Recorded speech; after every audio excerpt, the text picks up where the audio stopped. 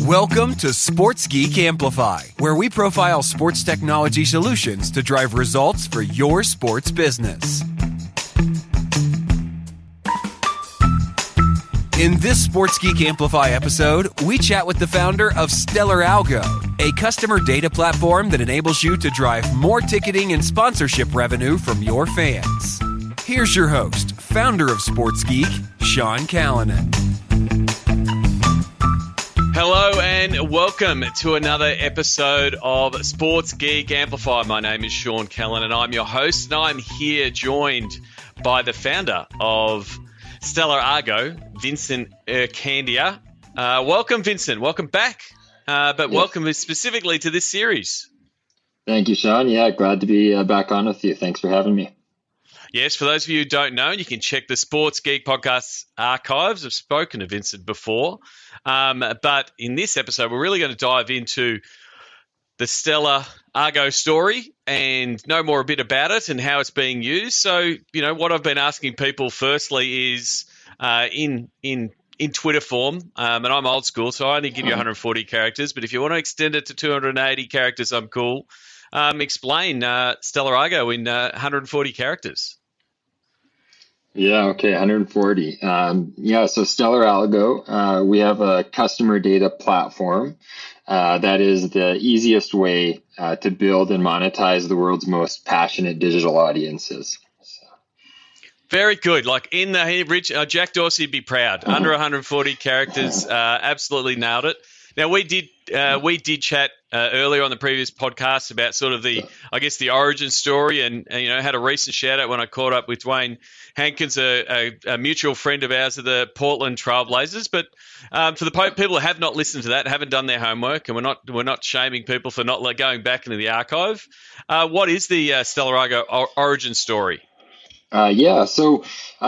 Really it goes back to the beginning of my career. I'm a sports analytics and technology, I would say, veteran. So back in sort of the 10, 12 years ago now, sort of at the early stages of the sports analytics movement, when dynamic pricing, was sort of coming into mode, and in the days when, understanding your season ticket holders with data, those are some of the things that were really important at that time.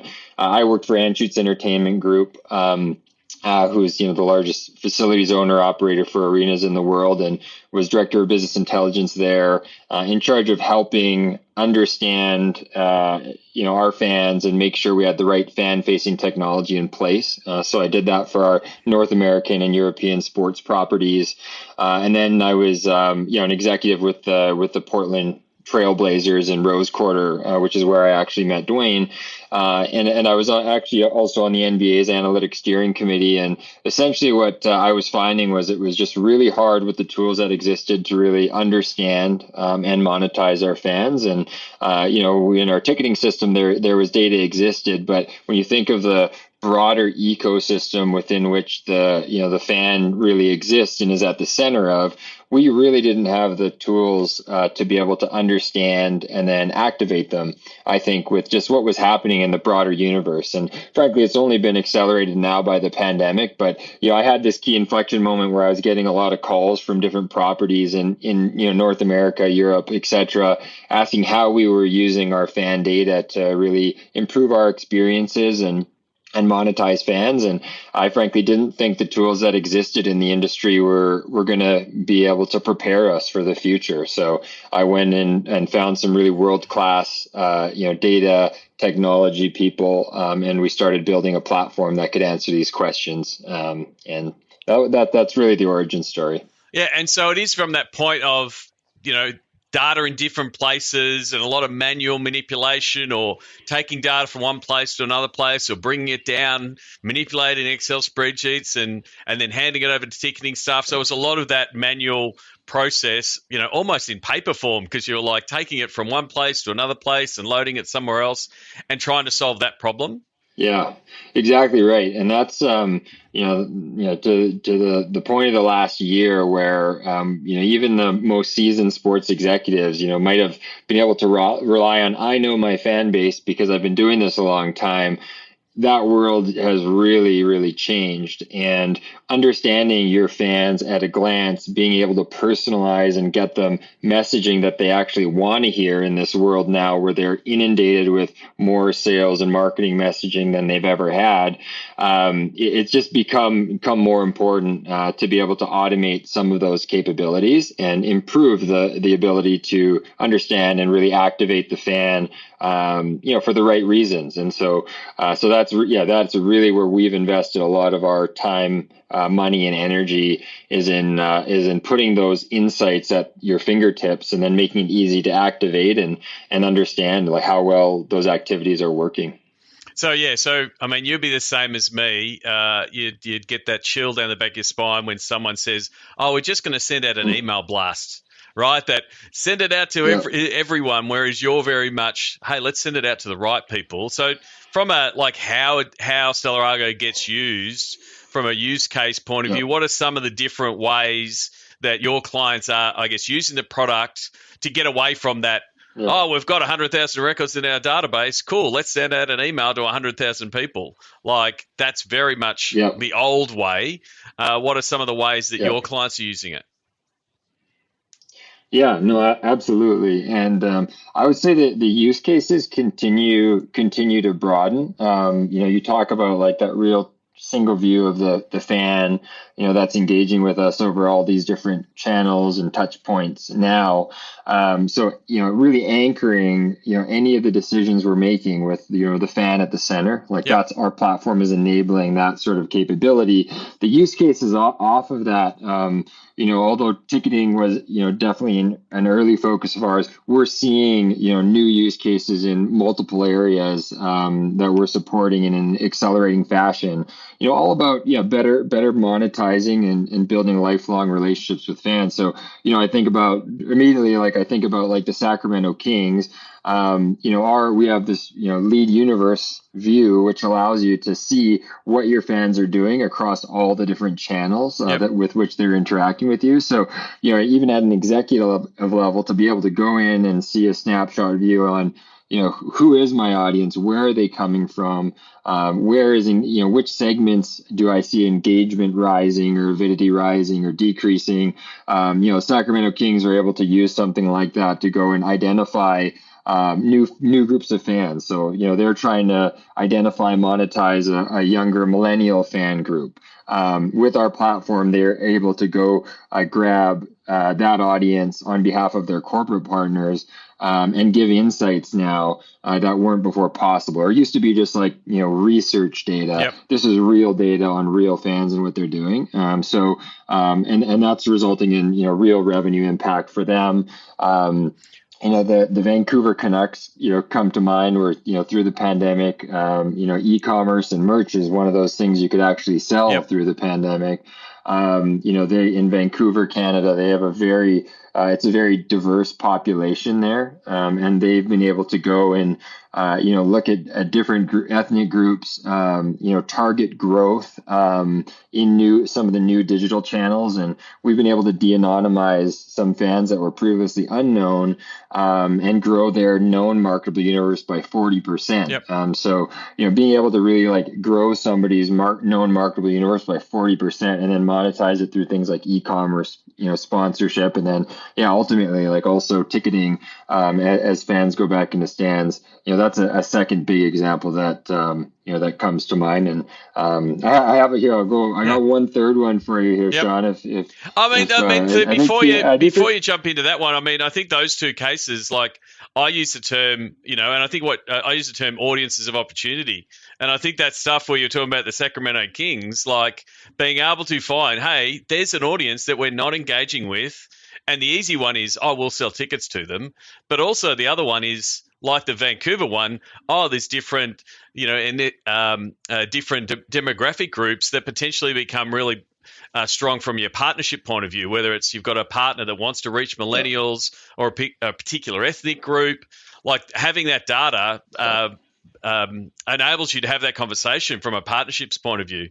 So there's a lot of people that look at their data and their data position and their fan data and go, oh, cool, it's a ticketing opportunity. But that piece of the segmentation of, this is a sponsorship opportunity to a particular segment of that database or that fan audience is absolutely critical. And that's what you're talking about with what the Kings and the Canucks are doing in two different use cases, whether it's ticketing or sponsorship or, e-commerce. Yeah, absolutely. I think it's a bit of a mindset shift that, we've been trying to, bring in, champion, and are seeing, resonate in an accelerating fashion. It's, the industry has been, we think of ourselves as this events business. Yep. And so we're so event focused. We have an event coming up. We need to, sell that event. We need to sell sponsorships for that event, et cetera.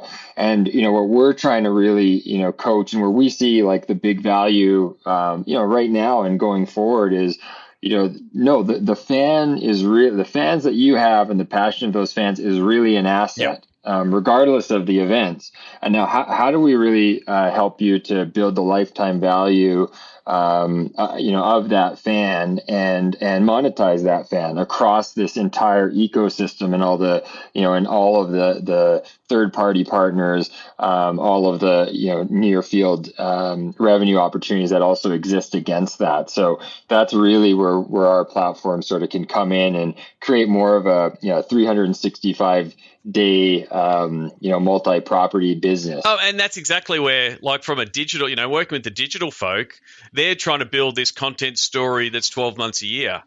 And you're right, because the data focus is so event. If you're NFL, it's 12, 16 games. Or if you're NBA, it's 41 games. Or if you're AFL, it's 11 home games and 20. And we're so game focused and stadium filling focused.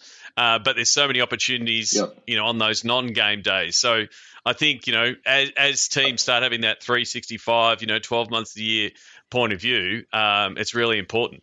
But not to, like, you were going to give me that third example, so I'm going to go back to it because, we are all about the cheeks and the seats and selling those tickets.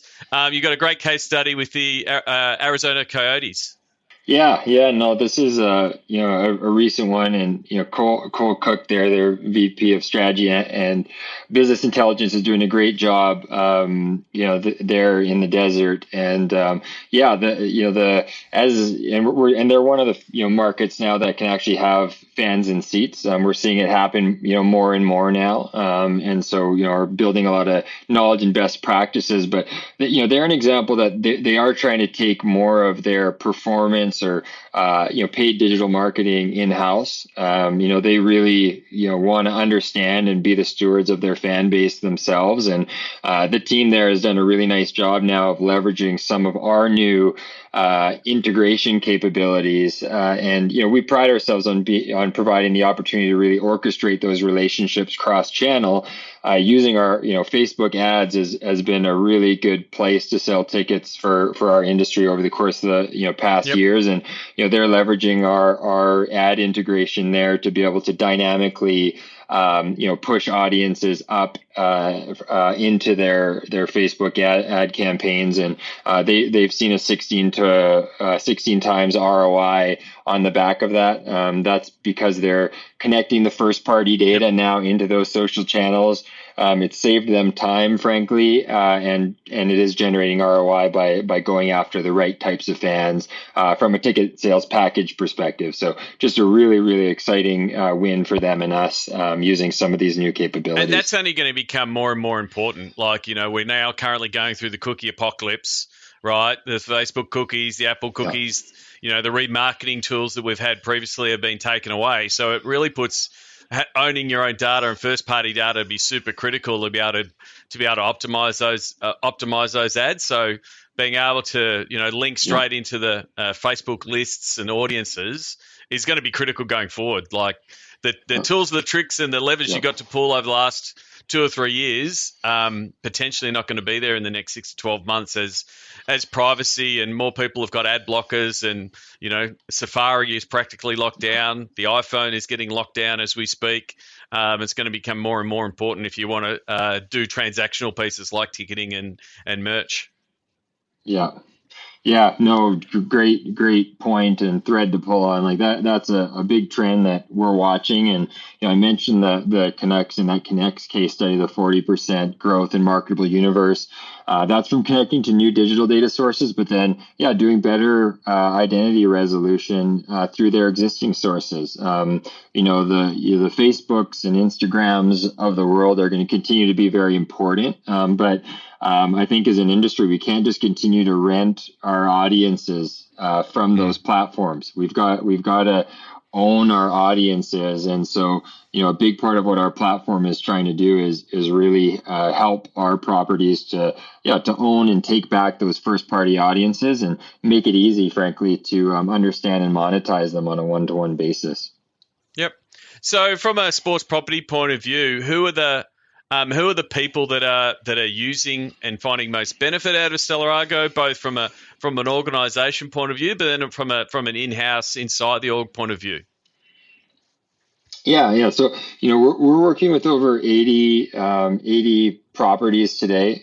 So most of those are rights holders. Although we're seeing more direct interest from brands. We're seeing more direct interest from some other players in the ecosystem. But over 80 properties in this industry now using our platform. We're in all of the major North American sports leagues, and then we also support minor leagues. We have, about 20% of our business that is with minor league teams, large events like tennis tournaments, like U.S. Open, for example.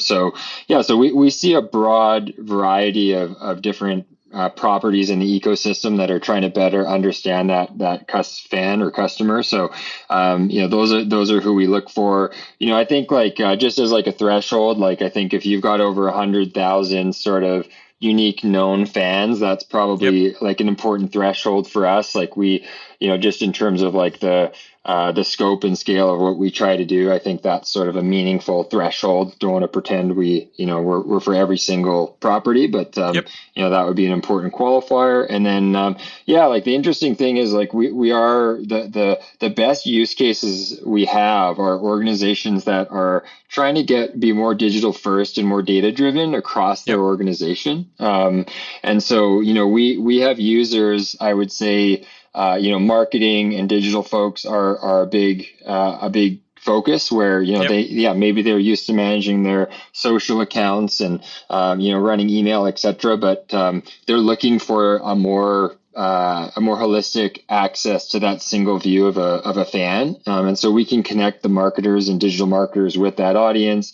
We have analytics teams, frankly, that we can, in some cases where, we see all levels of sophistication here. So, the analytics property teams, making them get access to insights much faster and less expensive than what they would have on their own. I think that's a piece. And then we talked a little bit about sponsorship, but that's a real growing area for us where we are seeing corporate partners themselves come back to properties and say, hey, the deal we bought originally has really shifted in this pandemic world. We need to renegotiate, or we need our money back, or we want more insights on who we're reaching and how we're targeting through your digital channels.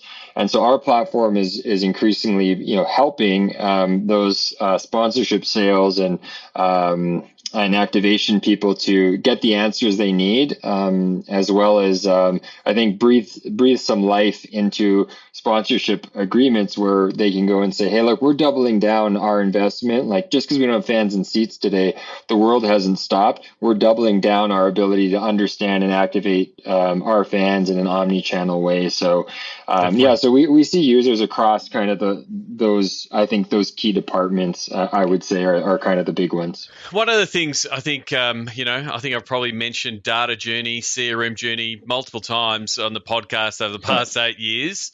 Are there people that go, we're not quite, let's sorry, Phil, we're not quite ready. We've just got to get our house in order.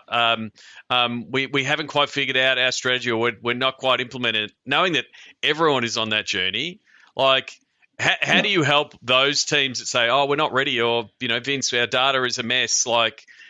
Is that where Yeah. you come in, or do you need them to be a certain manner, or is it more of a mindset thing, like you said, hey, we want to have a data and a digital focus for our business, and that's where you can help? Yeah, I love that question. So the quick answer is we really pride ourselves on working with organizations of all different sophistication levels. Yep. And we've been able to have, regardless of where they're at in that journey, if we can move them along quicker, we start to show and see value, and we take a real partnership style with what we do. So, we have, our customer success team is really focused on getting the practices in place, so that they can get value, regardless of where they're at in that journey.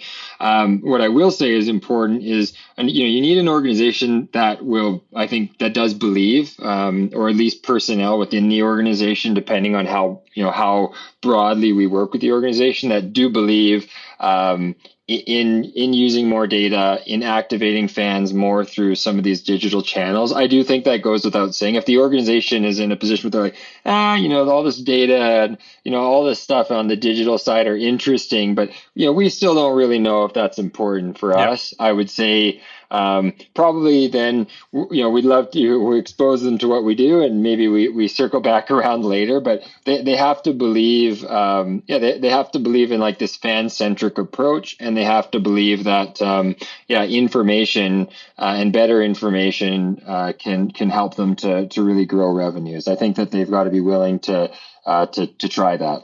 Yeah, and I think it is it is a maturation of the market overall. The data analytics and the diving into it's getting into double-digit territory. Like it's getting into 10 years, and there's execs that were diving into the analytics 8, 9, 10 years ago that are reaching C-level, that are starting to realize, I like to call it like the money ball, of sport, but not off the pitch. Yeah. We're not talking Billy Bean stuff, but like the money ball side of the data side, which is where you guys play.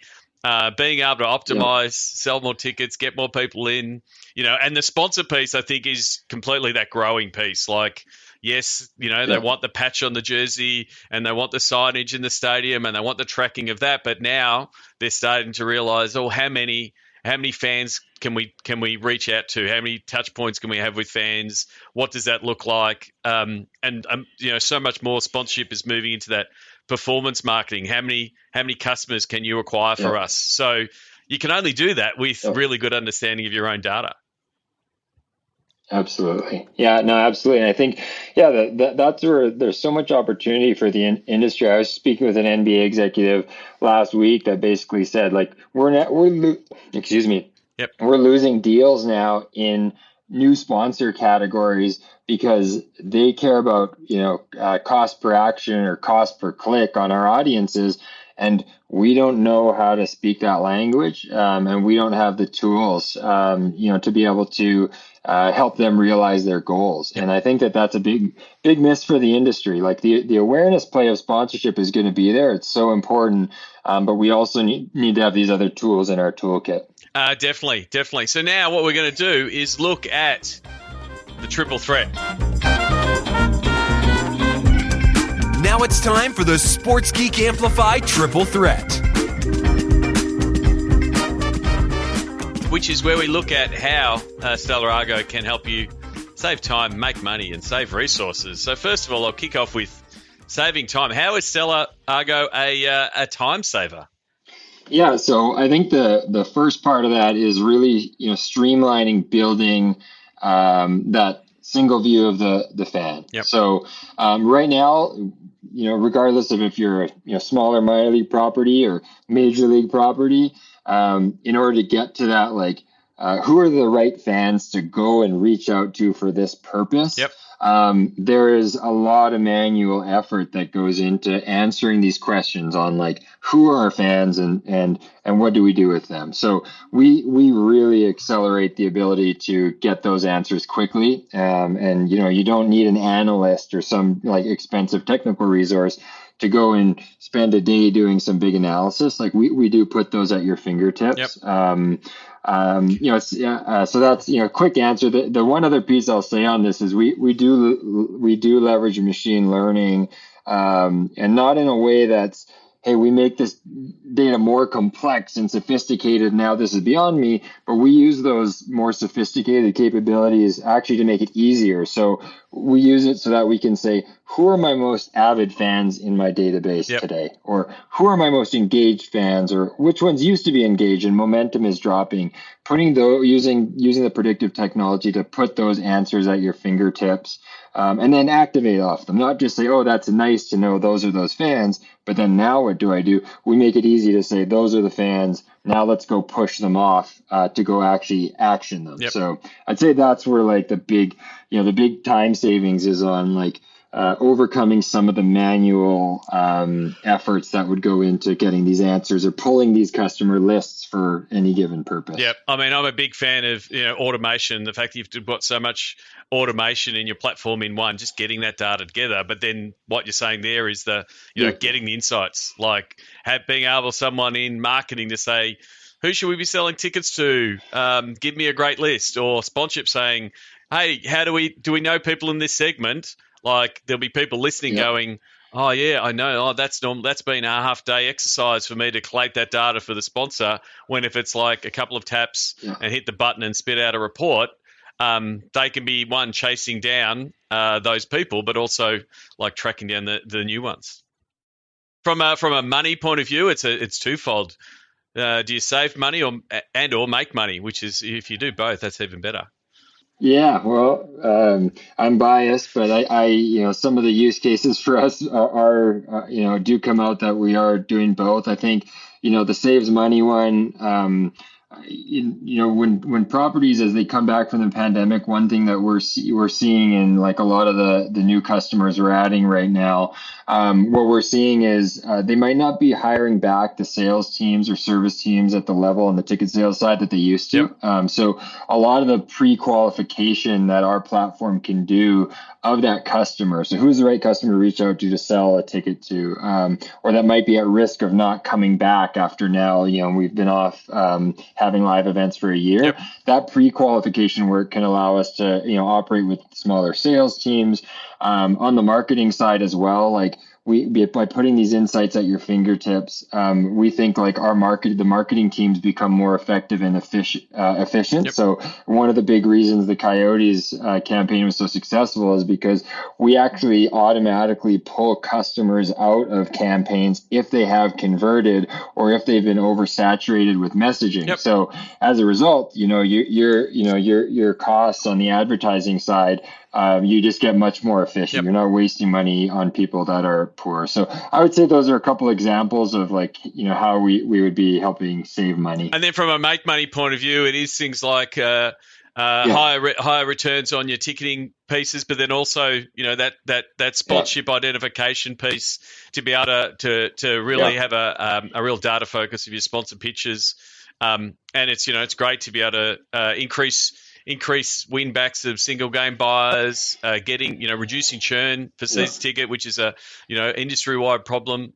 Being able to do that is a lift in the bottom line.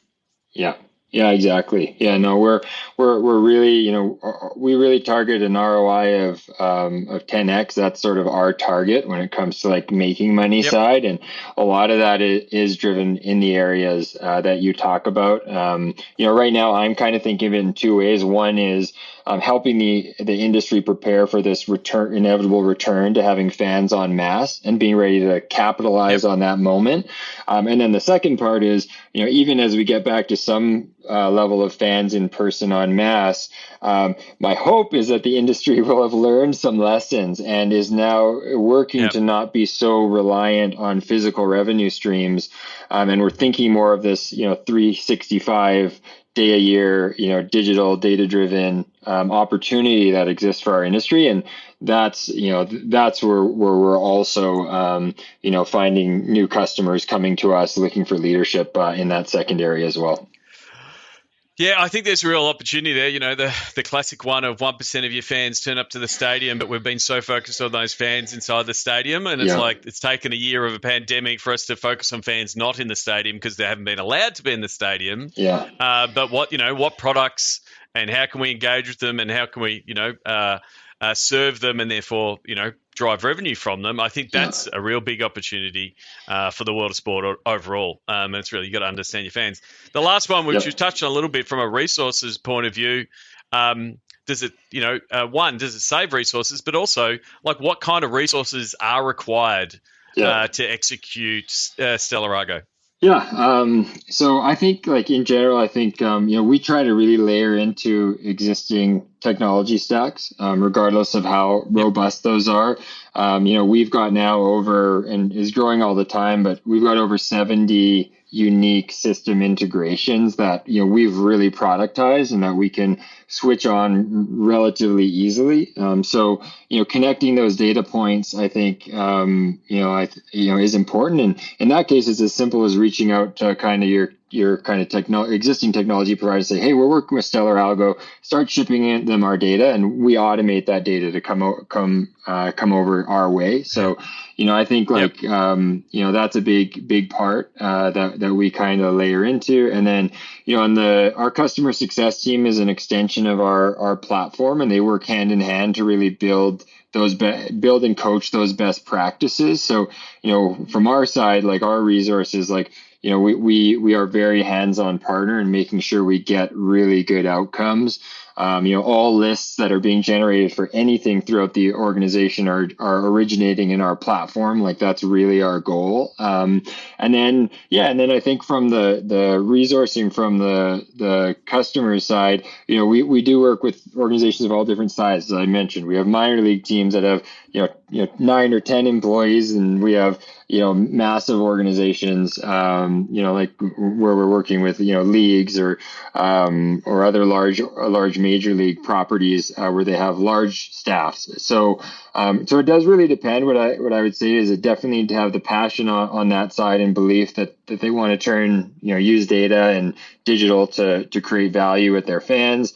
And then like for us, like I think having a champion, definitely on kind of the marketing, definitely in kind of like those key business areas. So ticketing, corporate partnership, and marketing, I would say, that are interested in using data. I think having those champions really sets us up for optimal success. Yeah, and it is, and that point of it is being accessed by multiple departments. It's not, the whole data being a silo and the data geeks and the analytics guys just holding and maintaining it is really something to sort of open it up, and having that data focus overall is really important from a resource point of view. But it is used by all the staff. You don't need someone specifically technical to be driving things. We can't do a podcast in 2021 without talking about COVID and having a bit of a check-in. Obviously for the last 12 months, things have moved. No events. How has your conversation with clients changed over the last 12 months and what their focus has been? And also, what does it look like going forward? Did it accelerate their, data journey? Did they put more focus onto it? How did they shift their needs over the past 12 months? Yeah, I think it's been, obviously such an interesting time. And, I've probably, being honest, like lost 4 or 5 years on my life in 2020 as a founder of a company. Like, no, we call that you accelerated your founder journey. It's like dog years. Yeah, no, I like that. Yeah, no, it's been, 2020 was, obviously like, for all of us, but as a founder, particularly, I would say challenging. And stressful at times, but and we in some cases, like in many cases, we're at the center of this industry, so our partners were financially impacted, and we did our best to support them kind of through this this kind of tough past 12 months. But overall, it's actually has created for our business a tailwind. Just being honest, so although some stress along the way, with some of the new use cases we're seeing with like this really growing interest in doing more with less resources, on better monetizing fans and understanding them through these, kind of this digital first world. We do have, we're seeing, a growing urgency to be able to have some of these capabilities at the core of the organizations that we're targeting. So I think, in general, we're really excited. I think for the industry, I think that this is forcing some really exciting good behaviors in general. And I think, like, as an industry through this, it's been a tough year, but I think we're going to be, with some of the right decisions, we'll be ready to meet the needs of, like, the fans of tomorrow. This hopefully will be a bit of a wake up call where, like, we've got to have some of the ability in place to be able to win fans and keep them engaged and monetize them in this new world. Yeah, I mean, I joke about the pandemic years like dog years, but I do think it has, and I've joked that COVID's going to win the Digital Transformation Officer of 2020 because so many industries like sport have pushed harder into data and digital, and we're probably further advanced, even with the financial hits, of where we were if we'd just run 2020 like a normal year. Like, we would have made small incremental changes, but now everyone's like, digital and data, really, really important. What should we be doing? And like you said, we're now building something for that new fan. And so for me, I'm a glass half full kind of guy. I'm trying to make the best out of a pandemic. I do think, we're in a better place there going into the next 12 to 18 months. No, it's going to be, I think it's going to be 2021, I think has an opportunity to be very exciting for the industry. And we are seeing those organizations shift just generally, more emphasis on the fan, as opposed to those events, which, like even a high level goal for an organization, this, like, what is our total known fan universe? What's the size? And do we track that on a weekly basis? And where are we winning new fans from? Where are we losing engagement? Having those things, like, right front and center are leading to better outcomes for organizations, and are going to lead to I think bigger revenue opportunity potentially than we've ever seen. But we've just got to be smart as an industry about getting those practices in place. Definitely. All right. So this is where I take everything we've taken from this meeting and I do my sports geek pitch recap and tell you what StellarAlgo is, and hopefully I get it right. So the format is, how what we do is, in fact. And so what I've got is, how data is a journey, but it's still hard work. What StellarAlgo does is the heavy lifting. So you can quickly collate, understand and action your audience data for ticketing, marketing and sponsors. In fact, they have helped over 85 properties track 40 billion interactions across 100 million unique fan records. That's it. That's what StellarAlgo is. Did I nail it? You nailed it. That was good. I'm glad. That was excellent. Thank you, Sean. You can use that for your elevator pitch if you ever get stopped and someone says, "What is Stellar?" What I want to do is I direct Sports Geek Amplify listeners to StellarAlgo to find out more how it can be implemented for them. We'll have a landing page on StellarAlgo.com/sportsgeek. There'll also be one at sportsgeekamplify.com/StellarAlgo. What can we offer the Sports Geek Amplify listeners, Vince? Yeah, I think, the big thing from our standpoint is, like, what we're offering is that we would waive any of our typical implementation fees. For anybody that's listening in and believes in these capabilities, we really think, we obviously are passionate about our business, and we think we can be an important part of helping organizations prepare for this future. So we want to reduce those barriers to entry as much as possible. So offer from us is we would waive the typical implementation fees that we might charge in order to make us more accessible for more folks. Terrific. And the good thing is, if you are a StellarAlgo client, you sign up. There's discounted sessions, Pick My Brain, where I can help you get more data and get better fan data into your system. So, check that out, StellarAlgo.com/sportsgeek or SportsGeek Amplify/StellarAlgo. There'll all be the links there. You'll be able to connect with Vincent. I look forward to the day where we can catch up again. At a conference, one of those things, traveling, going to different parts of the world, maybe even going to a sports event. I look forward to that. Vincent, thank you very much for coming on the podcast. Where is the best place for people to connect with you and reach out and say hello, other than the links that I've just given? Yeah, I'm on. I'm on Twitter. I'm on LinkedIn, so you can reach me there. And then, my email address is vircandia@stellaralgo.com. So people can also feel free just to reach out directly by email. Terrific. And make sure if you are sending him a tweet or a message, tell him to listen to the podcast. We want to know that this works. Please send and share this with your analytics people, share it with your sponsorship people, share it with your marketing people. I really do appreciate it. Vincent, thank you very much for coming on the Sports Geek Amplify series. Like I said, looking forward to catching up soon. Yeah, thanks so much, Sean. No, this was great. Thanks for your time. Please check out all episodes of the Sports Geek Amplify series at sportsgeekamplify.com.